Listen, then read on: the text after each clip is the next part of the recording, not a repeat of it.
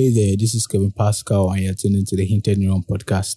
On this week's episode, you hear me talk with Jonathon Nazario, the author of Society, the World in Which We Live. We talked about society, we talked about human nature, we talked about simulations, we talked about a whole lot of things, and he's a brilliant person and someone I will have more conversations with in the future. If you enjoy this podcast, please leave a review with 5 stars on Apple Podcast. And also follow me on Twitter and Instagram if you have any questions, comments, or concerns. And now, here's my conversation with Jonathon Nazario.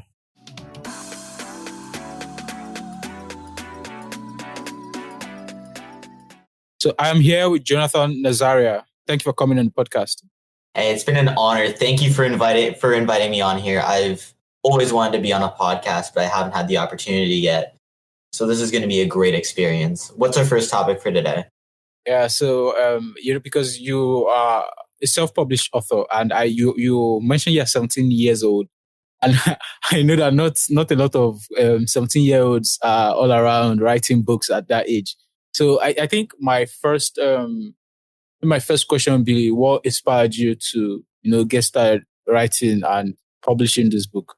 So the reason why I decided to start to write a book and really to publish it was I didn't want to work at my pizza shop. Honestly, it was kind of a family joke. You could always go off and work at the pizza shop. So I decided I didn't want to do that.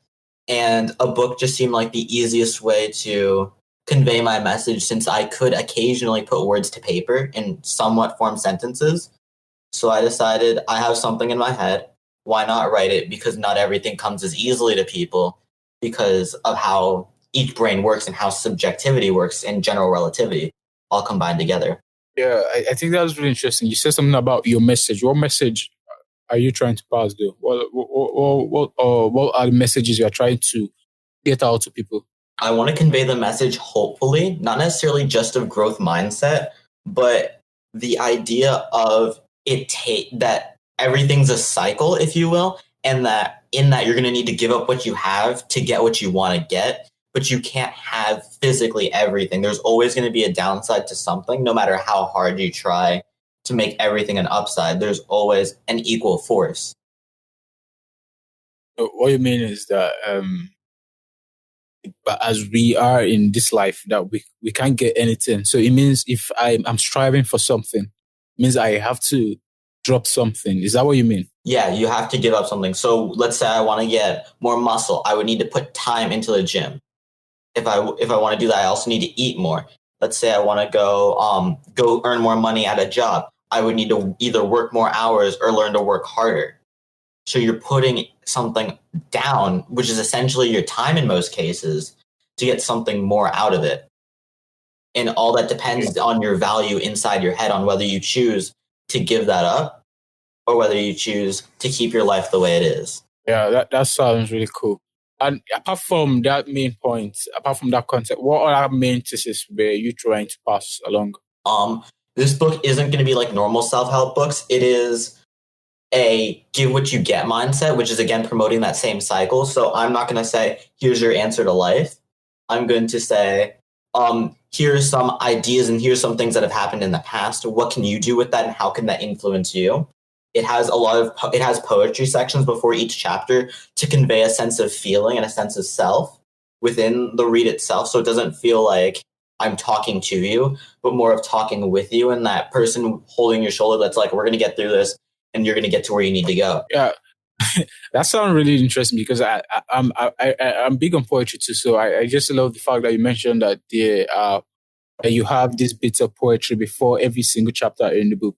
That sounds nice. What books did you read that inspired you to put those kind of style into your own writing? I didn't read any books that had a lot of style. I actually don't like reading that much, conveniently enough. So it's a journey. Yeah, I think that was really amazing though, because for me, I used to assume that to write a lot means you have to read a lot. And it's super interesting. I'm hearing you now saying you don't actually read that much, but you have, because you must be some kind of how would I put it? Maybe genius level person where ideas just flush into your head so much you have to like pen them down. You don't have to like look at the you don't have to like go into the world or maybe interact with most people or read other people's ideas to form your own opinions and ideas. I think that's super cool. Or what do you think?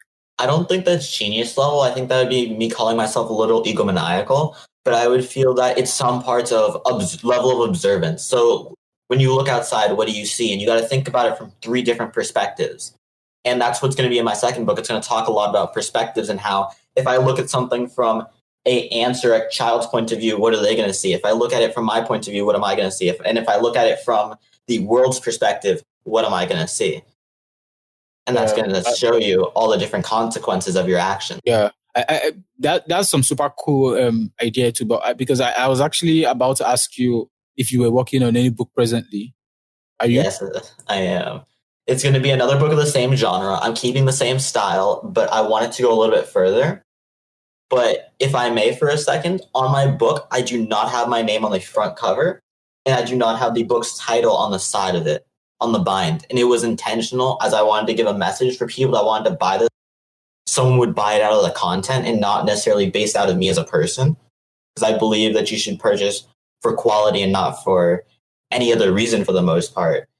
And the bind itself does not have the book title on it, since it is meant to be a special book in your bookshelf, and it's supposed to stand out, if you will, by standing in. Maybe one thing I would love to ask is how did you go about thinking about these ideas about how to convey your styles in the book? Because what you mentioned is quite new to me. Well, to convey my messages, I first thought about how I write as a writer in general, and how I convey myself, and if that is true to me as a human being. So I first figured out my style and how I write. And from there, I kind of took it in a more casual yet still professional tone of conversation, where it's still a friendly system. It's not me talking at you. It's more of me talking with you, which is why I'm working on an audio format. But I also wanted to express emotions directly about the chapter, because I think that at some level we all connect through emotions, sometimes better than words. And I think feeling is just a level that is missing in most books. Yeah. Very interesting. In the description of the book, you talked about everything being equal. Yes. What do you mean by that? What I mean by that is every decision, if you, in a more cosmic sense, is all equal. So when you do one thing, you're losing something else in that regard. So if I were to go out and buy something, I'm going to lose money for that item. And let's say I decide to go off and write something down. When I write something down on this paper is no longer the same as it was before, and the pen that I used to write it is no longer the same as how I used it before. So it's all slightly different, and everything, in a sense, is always being used, which relates to entropy. But everything is somehow balanced. Like, let's think about, off the top of our heads, carbon emissions. Originally, we thought our actions were going to be fine because we didn't think about it in a broader sense.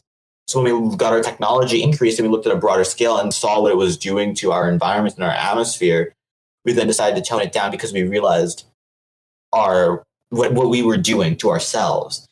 And if we were to move to any other energy source, it's going to be the same thing. There's always going to be this downside, which is why in survival-esque video games, you plan to make an infinite loop to where you recycle everything. And that's life, if you will. You want to make sure you go through it at close to 100% efficiency, so you don't waste anything, so you can live as long as you can. Yeah. So you said some things now, which I want us to unpack. And you talked about entropy and going through, living life at some kind of 100% efficiency. If we talk about entropy, but because some of the way I think about things is that entropy increases in life, and things fall apart. So as things fall apart, as entropy increases, I'm not trying to rationalize that way, how you think everything is equal.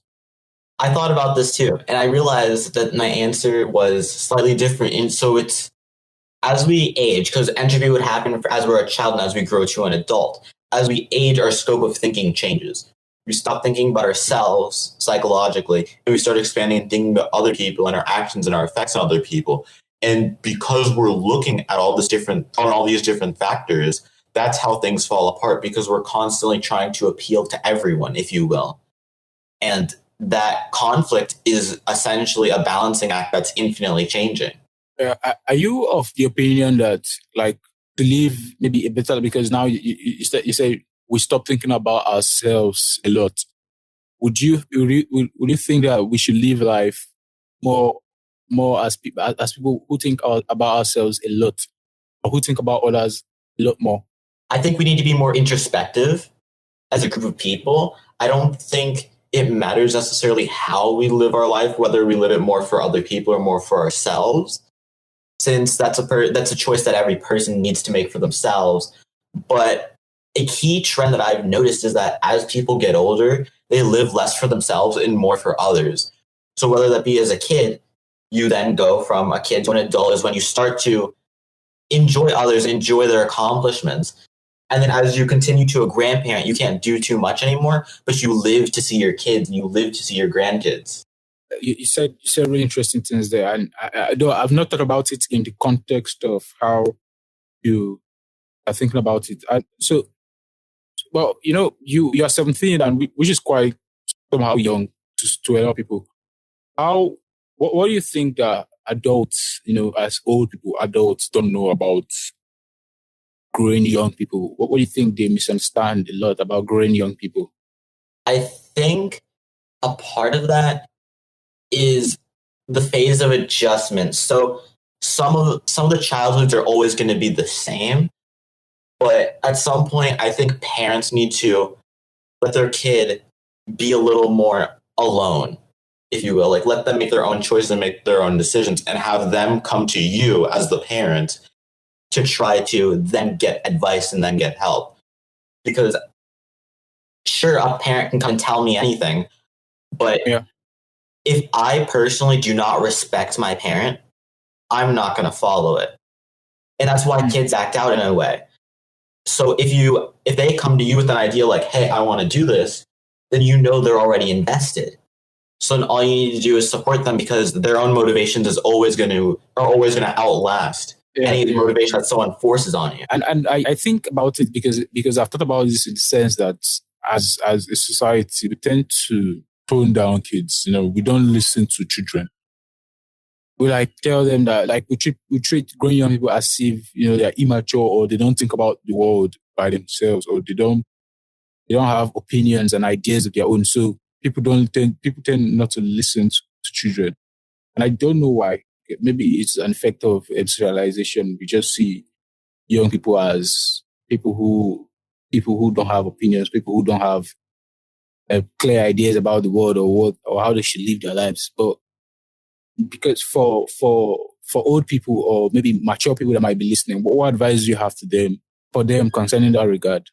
I mean, I'm by far not the rule of children, so I think that for most kids, they should be more or less ignored until they can prove themselves as a logical young adult that is not necessarily an equal, but has their own thoughts and recollections. Because I will talk with some of my friends and they won't even either consider what I'm saying, or they'll just go off and attack me in my points simply because they don't agree with them, but they can't express how they don't agree. So I think some of it is learning your child and learning how you've raised them as an adult to figure out how you're going to react to them, because it's all more or less a dance. And that was in my chapter 1 poem, where it takes two to tango, but you're only one piece of that.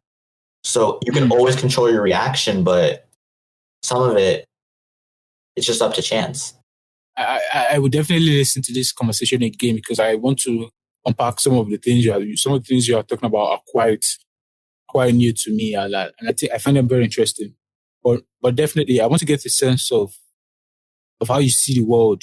I want to get a sense of your own worldview as much as possible right now in this conversation. So maybe I'll ask, what do you think are some of the things we should be doing as societies to help improve the human condition? I mean, it does not have to be like a general rule, but like, in your own opinion, what do you think we could be doing as a society that could, help us as people? Because you might agree that maybe the world is going towards a particular direction that maybe does not seem too bright. What do you think as people we could be doing? That's a difficult question because society is such a big thing where there's so many people doing A, that there's also a lot of people doing B as well. So I would say the thing we should really be wary of, if we will, is think about how our countries are going to react in the future. Because if we learned anything, it's that systems scale, if you will. So if we think back to the general format of the United States or of any country, for a matter of fact, it first started as a town, which then grew into a collection of towns, which then formed a state, and those collection of states form a country. Now, a collection of countries is going to form a planet essentially, and from that, we're going to need to scale our system up as technology expands. Maybe not within my lifespan, but as we continue to go to other planets and learn new things about our society, about our universe, and forget less about the day-to-day experiences of living, if you will, and think more of a consciousness as we are one in one in many, and forget some of our silly conflicts that we may or may not have. Yeah. So I see you are more optimistic and futuristic in your own thinking, and but though based on because some people might argue that you are speaking from a privileged perspective, in the sense that maybe you are not in touch with how would I put this, in touch with some of the daily realities of some other people. You get some other people who live through this conflict and who experience it on a very personal level. So how for them, how do you think they should start, thinking, in the sense that how do they, because they live through it, how do they elevate their thinking beyond the conflicts that they're passing through, or the problems they're facing at that moment? So I'm going to start off with the fact that I could come off as naive, and that I really could be, if in reality, I really could be naive depending on your audience. But I think of life as a wave. And in that wave, you have your lows and you have your highs, but you need both of them to appreciate each other. Much like how when you want to get the perfect angle on something, or you want to write something perfectly, you need to use two fingers with counteracting forces to experience where you want to go. So as much as you need the good, you also need the bad. You need to understand that once it gets low, it can only get better, but depending on how low it gets, that will determine the time. But even though this is mostly a rule and it's set, if you will, quote unquote, by chance, you have an effect on it, in that you can change your situation every day because you're the compounding sum of your choices. So anything that you do today can be like saving money. You do something today, you do a little tomorrow, you do a little then, and then it all compounds over time, and then you get this big result, like going to the gym. Yeah, really interesting, and I love the points where you talked about we are the compounding sum of our choices. I think that was a really brilliant concept.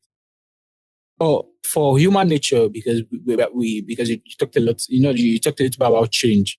For human nature, do you think human nature can be changed? Maybe in technology wise, maybe, I don't know, in any way, but what do you even think it should be changed? In fact, I'm not sure if it should be changed. I know it can be changed, but that's going to take time. The reality right now of where we live is that we are trying to fight nature. Now, do I think that's the best decision? Not necessarily, but it's the one that's happening right now. So we could totally override ourselves, and through meditation, not necessarily meditation, but through training yourself, you can overcome any sort of biological difficulty through technology. But is it worth it, or is it the best decision? I think time will tell. I thought about as we go through life now, because as human nature goes, because as even as society as a whole, the AI and other factors that are in place, and with maybe prediction of the singularity, do you think the singularity will ever occur? I don't think the singularity will come. I think there will be potentially a great filter, or I think we've already passed the great filter. And I think we've passed the great filter. Because there's something, because then that will lead us to being in a simulation if there was essentially no quote unquote great filter. But the only reason I would think that we would be past the great filter would be because there's no other, if you will, intelligent species that we have found. And because of how much time has passed, I think statistically we're past it because of how little external intelligent life there is, because they would have had so much time to manifest. Yeah. If you think about it in the sense that maybe the cognitive revolution just started, maybe would I say maybe 10,000 years ago? I'm not exactly sure. And we as sapiens evolved. But I've thought about it in the sense that maybe this intelligent life have surfaced maybe one time or the other. You get in the sense that was before the cognitive revolution, and right now we as sapiens we are very smart and very advanced species. Yeah, right now maybe this intelligent life might have not showed signs during this era. Or what do you think? That's getting into almost a little bit of a too broad of an area in general to really talk about with accuracy, because of how much is unknown and how much is left to statistics. Yeah. So it's interesting, because then what's going to factor into that is thinking about time, because a lot of us think about time as a constant when in reality it isn't. So technically, due to time dilation, time isn't a constant anymore, which means that we can't really measure our species versus any other species on a measure of time or learning, because who knows what time is for them and where they are in their scope of time. Mm. Yeah. So maybe I should, step back a little bit and let's go back to you as a person in general. What do you think growing up and seeing the world? What were some of the things that really shaped your own thinking? I played a very huge role in shaping your thinking. I think a lot of the things that shape my own thinking is seeing potentially seeing different groups of people, if you will. So, in seeing different socioeconomic classes and noticing them in their reality. So I might be taking the highest level classes at my school, but I understand to a degree of what lower income families look like and what they have to deal with and the struggles that they go through, and how real subjective struggles can really be. Because food on the table isn't necessarily my worry, but it's someone else's worry, and that doesn't mean that it should be undermined just because it isn't my fear. And the same thing to me, let's say if I was afraid of something like heights or something, that doesn't mean that should be undermined just because it's not your fear, and that we need to understand that we need to come, if you will, together. But there's a level at which there's a different mindset change between higher and lower socioeconomic classes and how in their thought processes. I think that's quite, how do I put it? That's quite an intelligent way to look at the world from a very young age. Because I think when I was growing up, I'm trying to think about what I thought about the most. I don't know if I could really remember now, but I think I was more about just computers, I guess. I used to think, because I grew up in I grew up with computers around, and I just had like that was only what I was thinking about. I wasn't thinking much about society at all in any kind of framework. But I think you were quite exposed early to begin to think about these issues, which is quite interesting. And I'm really glad that we're having this conversation now, and I'm about some of these things with you as someone who isn't very, very, very, very, very old. So if you had one thing, because you might have thought about so many things, and if there's this one concept in the world, you had this opportunity to teach everybody, what would it be? I would think the concept of balance. Mm. Because oftentimes life, I would imagine certain things in life like a scale that changes. So it's as if you're a person on that scale and you run left and right on that scale, shifting the scales, but you can never quite get that center point because you always overshoot. Because that's, if you will, kind of how life is. You want to make more money, so you decide to work harder. You decide you want to get bigger, so you go to the gym more. But time doesn't directly mean that that's your output. I strive a lot on being more efficient, since I only have 1,440 minutes in a day. So I would rather do more in that time than ask for more time or use more time. Yeah, I I'm trying to get your because you said something that got me thinking right now. Balance in the sense that I used to think that most times I used to think that there was no sort of equilibrium or balance in the way you're thinking about it. I used to think about it is either something is depreciating or something is appreciating. So yeah, something is improving for the better or improving for the worse. That there's no like balance you are supposed to reach because I've never seen because in my own thinking I've never thought about it that there could be like some kind of equilibrium or balance. But I think maybe dwell on it a little and maybe paint a quite concrete picture of why you think that why you have the concept of balance. It's because something doesn't seem right in our universe. Something that really stuck out to me was Newton's third law, which I'm pretty sure it's the third law, but it's that every force has an equal opposite reaction.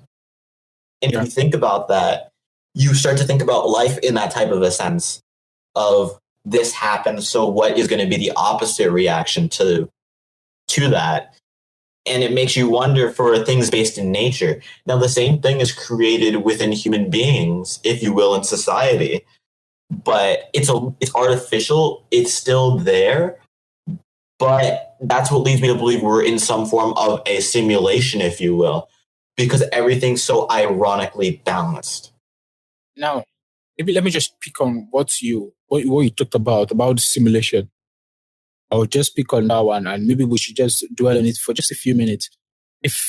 Because off mic we're talking about computational power started, and now you're speaking about computation. If you feel like we are living in a simulation, like this universe is a simulation, how? Because you think about the amount of computing power that will be needed for this kind of universe, and because off mic we also talked about you do some kind of simulation of something like that. How? Because I've tried to imagine how big of computational resources do you think we'll be able to simulate our universe? And maybe now we now talk about whether we are in base reality or we are inside, or whether we are in a meta simulation, maybe a simulation inside a simulation. So maybe those are maybe few arguments, to counter the fact that maybe we might not be living in a simulation because the computational power is too big. Or what do you think? I do agree computational power would be a stretch, but realistically, I'm thinking that the present the uppermost reality to where there's no simulations in can do the entire thing in the size of our computer. I think that it's going to be something that has to deal with, if you will, some level of quartz, which is below the subatomic structure of an electron. And I think it's going to be a little bit more relating to three-dimensional stacking, if you will, in computing. Not necessarily a CPU and a GPU that are relatively two-dimensional. Now, I've never heard the concept of a three-dimensional stacking. So maybe just paint that picture for me. What do you mean? Okay, so I originally made a model of this at some point. I think it was 2 years ago. So I thought about it as in our transistors and switches and circuits in a computer have an on and an off. And now that doesn't change with multidimensional computing power. I would just assume that it would work more of something's always, it's almost like it's not necessarily daisy chaining, but data can actually intersect each other and affect each other. So not necessarily quantum computing, but I think it's a mix between quantum computing, particle aperture, if you will, and a traditional computing system that all works together to create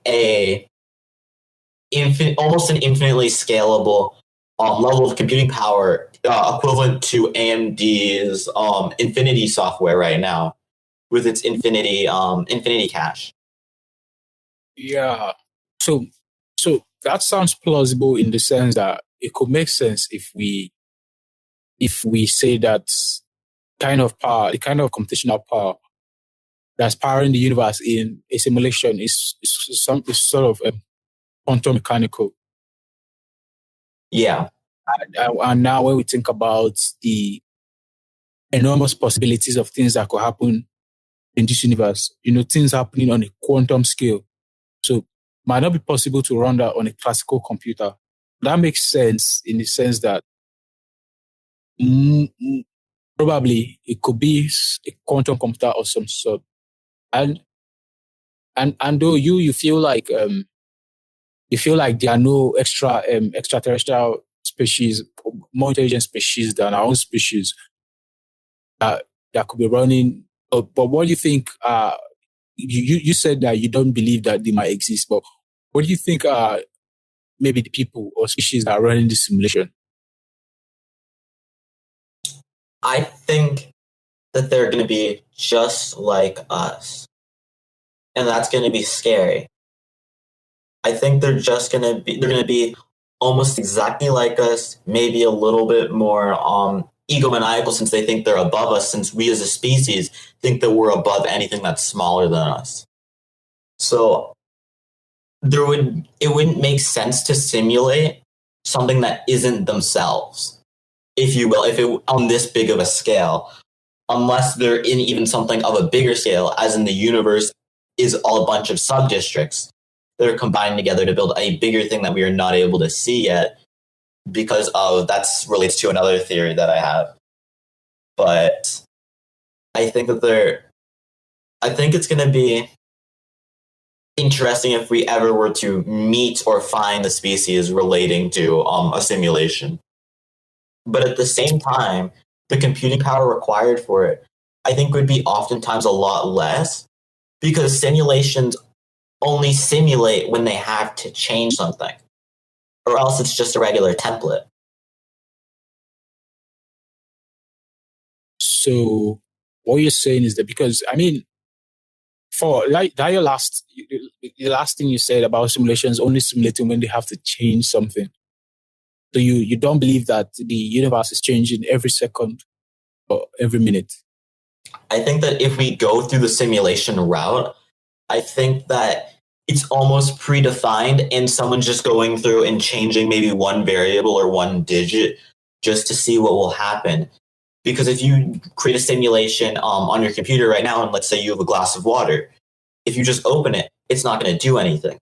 But once you try to figure out how that water works and what could affect that water, that's when it has to actually simulate something and when it actually has to change something.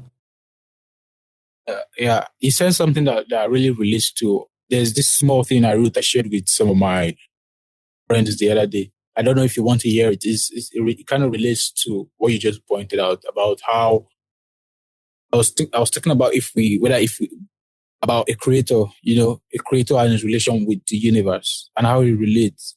So I had three scenarios.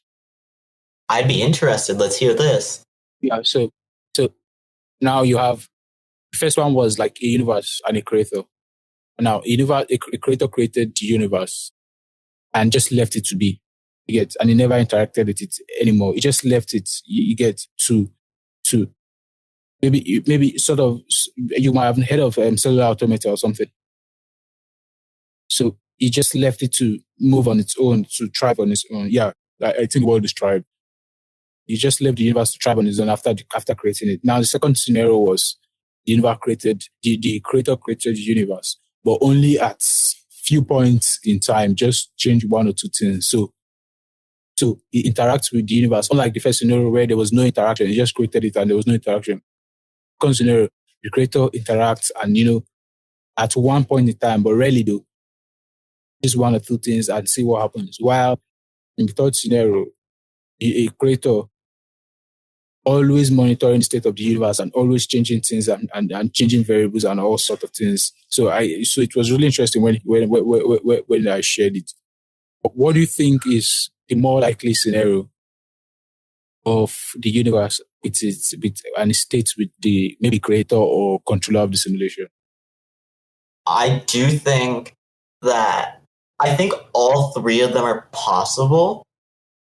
And I think that we would be not changing at all, but then that wouldn't really explain intuition. So at the same time, it's either going to be the first one, he just went up and left, or it would be the third one where he's constantly changing everything. But a thing that I'm thinking about where this god essentially lives or plays, or this creator, if you will, where he exists, I think he exists to the opposite of the inverse of a sphere, which essentially would be taking a sphere and then squaring it, which would create the inverse of it, and then dividing that by 2 would be his plane of existence. But I think the universe in itself is the square root, or the inverse of a sphere, as in a hydrosphere is what I think it's called. Yeah. Now, that's interesting though, because now if we talk about finding truth, because most of this is quite subjective, you understand? And these are just our subjective opinions and some of our own thinking. Even when you talk about, because I don't know if anybody could listen to it and say, what are you saying? Or for us human beings, what do you think is, the best path to truth? What is the best? Is it science or religion or philosophy? I ultimately believe that any one person can get by with philosophy and concepts. I think for any regular person's nature, that's all they need to be aware of. And I think they should almost back away a little bit from science industries, because false information can easily be spread around. But I think for those that are in those types of industries, I think science is definitely the way to go. I think religion was a psychological coping mechanism with some truth through intuitive nature and potentially shooting shots in the dark that happen to be right. Yes, I was thinking about this too. Although I must confess, I've not landed at maybe a solid conclusion on what I think is the best path. But it's really interesting to hear your own perspective too.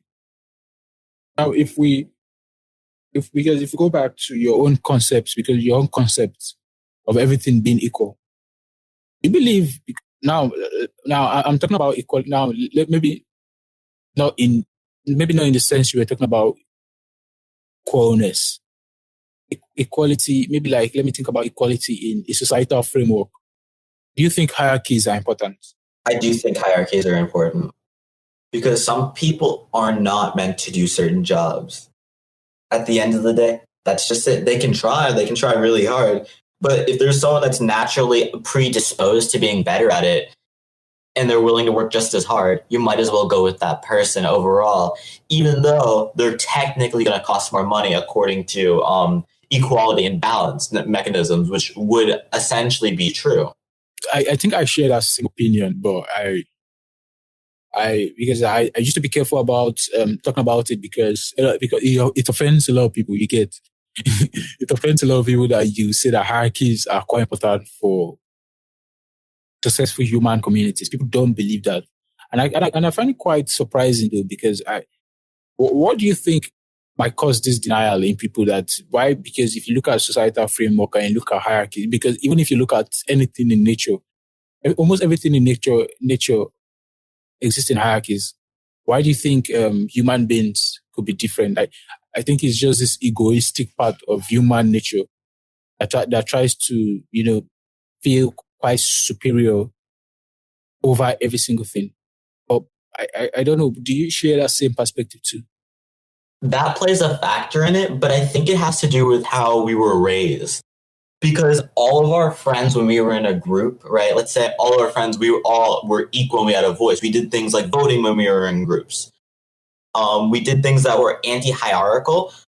But as you transfer into adulthood, a lot of your friends are going to be more based on what you do and and who you are. So your friends are almost going to be the combination of a reflection of yourself. So let's say I'm a CEO. A lot of my friends would be CEOs making around the same money because they say the closest five friends are the average of your salary, essentially. So since they're reflections of you, if everyone that you know is a CEO, why wouldn't you scale that viewpoint up and think, hey, everyone should be a CEO? Because that's how we are meant to think, because that's all we're exposed to, if you will. You don't think about it in a broader scale of certain people are just meant to work, not necessarily meant to work at McDonald's, but certain people have chosen and were predisposed to be working at a 9 to 5 job. That's just how their schedule and how their body has been told to work.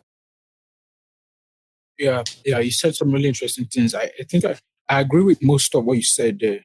But if we leave that concept, a bit, because for most of what you do, and because even the book you wrote is a self-help book, I don't know if you follow most of the trends on the news and social media about, because this year has been full with a lot of chaos and disorderliness and, what I call, just chaos and, randomness.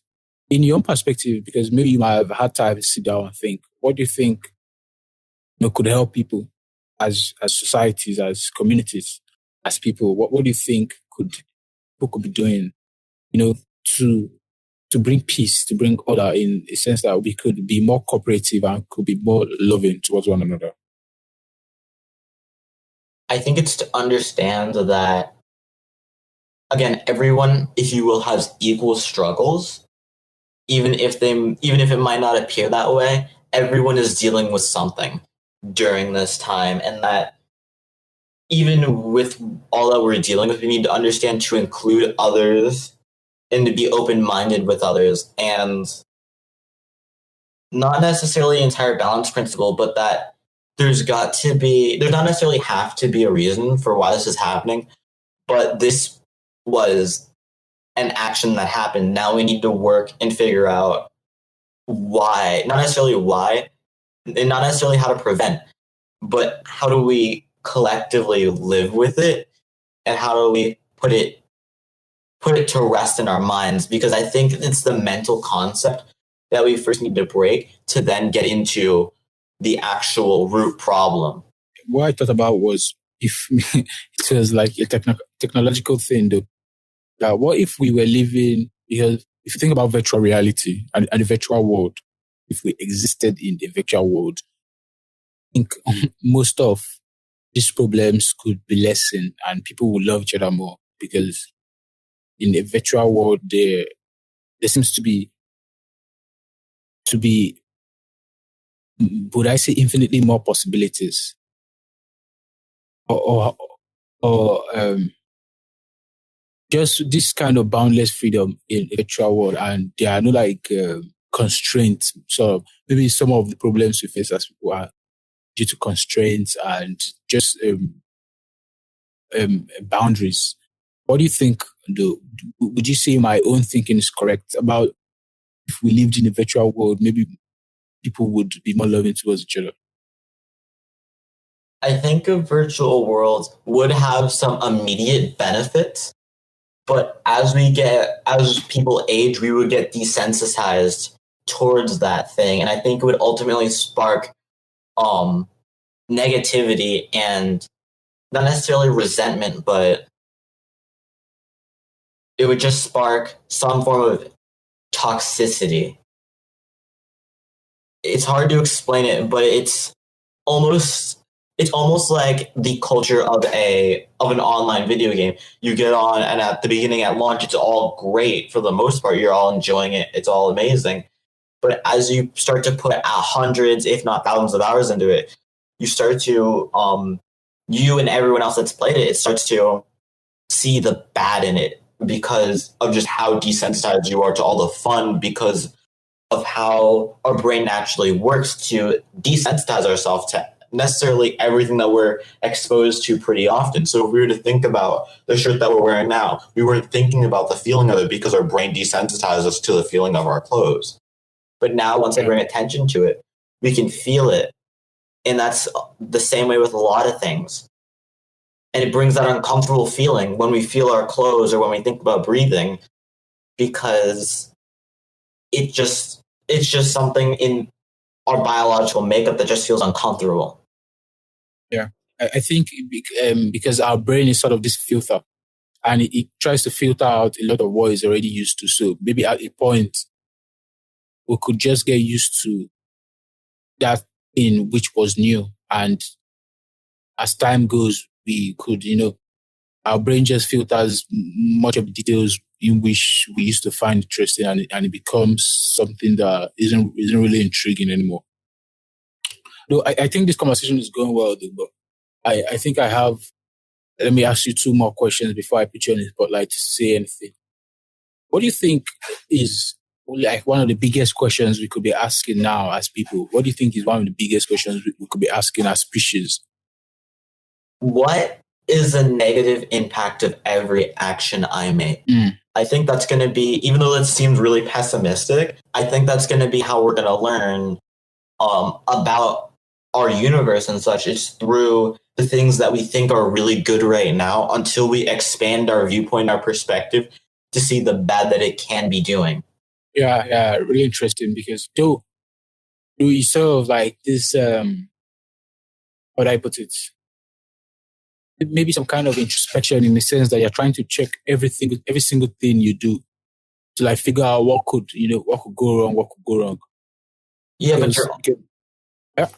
like that's accurate, but you're also searching to see if there's secretly a loophole in my belief, if you will, to think that something isn't equal. Yeah. But so then you can finally be excited about that and overjoyed at the fact that we're not a slave to the balanced system, that we have to give up something to get something else. That seems like that would be a great sense of rejoice. But then that ultimately makes you think, where is that coming from still? Like, that's still the question at the back of my mind. How is this happen? Like, what is this affecting? Yeah, I think those are really amazing questions to do. And it's something that you could ask yourself at very personal level, and something that could, always produce different answers. What do you think is the meaning of life? The meaning of life. I think of life, as my friend put it one day, we were talking about life. He said, I think life's just a waiting room to whatever is next. And I thought about that, and I think that that's almost as if that's all reality is. And what we do is we cycle consciousnesses through multiple realities that eventually end up to the same point of an infinite cycle of ultimately meaninglessness in general, because we're here, and for the most part, you can do ultimately whatever you want for the most part. And you then go on and then you pass on to whatever is next. But you get born into this world somehow. So I think it's just a cycle of recycling consciousnesses, if you will. If I were to comment on that a little bit, do you feel, because that's almost like closely related to like the Buddhist belief, maybe energy? Yeah. Or what do you think? I think there's some level of truth to that. I personally am not too into Buddhism to where I would be able to know the ins and outs of it off the top of my head. But what I can say is that every long-standing religion has had some part of accuracy. So I wouldn't go off and say that that Buddhism would be wrong or that it would be right. I just think that we need to look for the consistency within Buddhism to our current reality and just be aware of that. I think awareness is part of solving the issue, because you need to be aware of it first to then go and diagnose it. That's well put, really well put.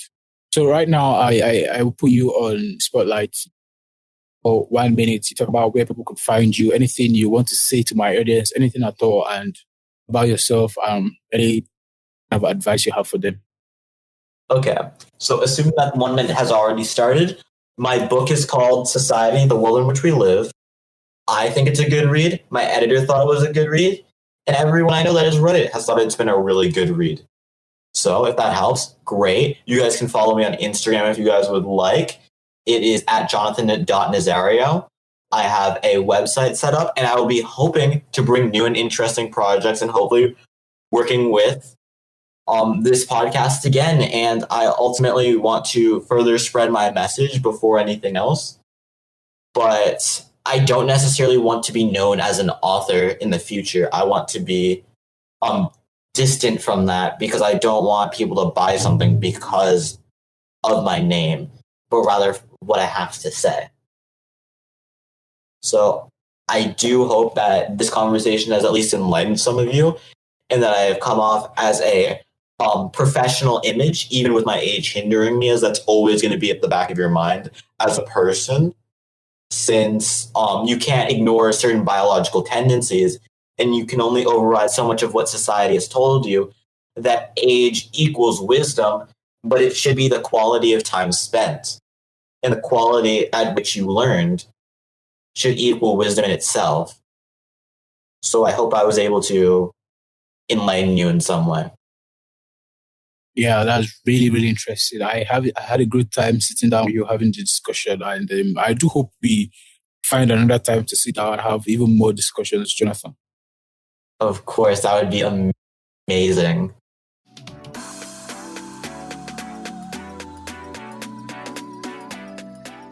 Thank you for listening to the end. If you enjoy this podcast, please subscribe, share. If you have questions, comments, or concerns, please contact me on Instagram or Twitter at Hinted Neuron. That's it for me this week. And until then, stay curious.